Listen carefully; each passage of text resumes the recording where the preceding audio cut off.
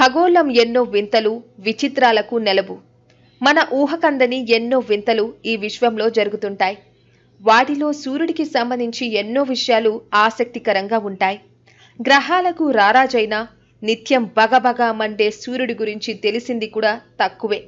తాజాగా సూర్యుడు భూమికి సంబంధించి ఓ ఆసక్తికర సంఘటన అంతరిక్షంలో చోటు చేసుకుంది. సూర్యుడి నుంచి భూమి దూరంగా వెళ్లిపోయింది. వినడానికి ఆశ్చర్యంగా ఉన్నా ఇది నిజమే. జనవరిలో సూర్యుడికి అత్యంత దగ్గరగా వచ్చిన భూమి శుక్రవారం సూర్యుడికి అత్యంత దూరంగా వెళ్లిపోయింది. వాతావరణంలో మార్పులు సహజం. కాలాలు మార్పే మానవ జీవనానికి అత్యంత అవసరం. ఎండాకాలం, వానాకాలం, చలికాలం ఇలా ఒక ఏడాదిలో కాలాలు మారుతూ ఉంటాయి. వీటన్నిటికీ మూలం సూర్యుడు. భూమిపై జంతుజాల మనుగడకు సూర్యుడే ఆధారం. అందుకే భూమి తన చుట్టూ తాను తిరుగుతూ సూర్యుడు చుట్టూ దీర్ఘవృత్తాకారంలో తిరుగుతూ ఉంటుంది. ఒక కక్ష్యలో నిర్దిష్ట వేగంతో ఖచ్చితమైన దూరంలో భూమి పరిభ్రమిస్తూ ఉంటుంది. అయితే ఇప్పుడు ఆ భూమి కాస్త సూర్యుడికి దూరంగా వెళ్లిపోయింది. దీంతో దీనిపై ఆసక్తికర చర్చ జరుగుతోంది. అయితే ఇలా జరగడానికి కారణమేంటి? దీనివల్ల వాతావరణంలో ఏమైనా ఆకస్మిక మార్పులు ఉంటాయా అనే ప్రశ్నలు తలెత్తుతున్నాయి. అయితే ఈ సంఘటనపై భయపడవలసిందేమీ లేదని దీనిపై ఖగోళ శాస్త్ర నిపుణులు చెబుతున్నారు.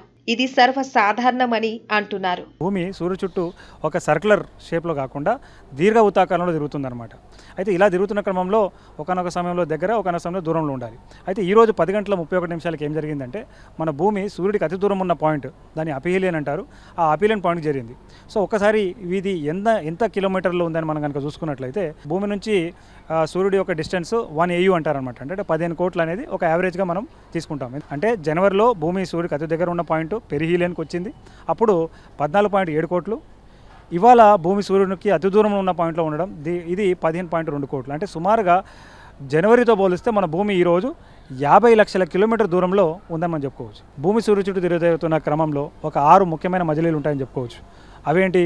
ఒకటేమో భూమి సూర్యుడికి అతి దగ్గరగా దూరంగా ఉండడం, అదేవిధంగా మనకు ఈక్వినాక్సెస్ అంటారండి, డే అండ్ నైట్ సేమ్ ఉంటుంది. అది మీకు మార్చిలో ఒకసారి జరుగుతుంది, సెప్టెంబర్లో ఒకసారి జరుగుతుంది. అదేవిధంగా మీకు సోలస్టిస్ అంటారు, అది జూన్లో కూడా జరుగుతుంది, డిసెంబర్లో జరుగుతుంది. సో ఈ యొక్క 6 ఖగోళ సంఘటనలు అనేవి మనకు కంటికైతే మనకు కనబడవు, కానీ దాని యొక్క ప్రభావం మన చుట్టూ ఉన్న వాతావరణంలో చూడవచ్చు. సో ఇట్లాంటి విశిష్టమైన ఖగోళ సంఘటన వల్లే భూమి మీద మన జీవనం ఉంటుంది అని మనం చెప్పుకోవచ్చు. సో మొత్తానికి ఈరోజు 5th జూలై నాడు మనకి ఈ అపిహేలియన్ ఖగోళ సంఘటన జరిగింది. ఇది మన పాఠ్యాంశంలో మన స్కూళ్ళలో చెప్తారు, కానీ దాని విశిష్టత అర్థం కాక ఎందుకులే అనుకుంటాం. కానీ మనిషి జీవితంలో మాత్రం భూమి సూర్యుడు చుట్టూ తిరుగుతున్న క్రమంలో ఇది చాలా ముఖ్యమైన ఖగోళ సంఘటన చెప్పుకోవాలి.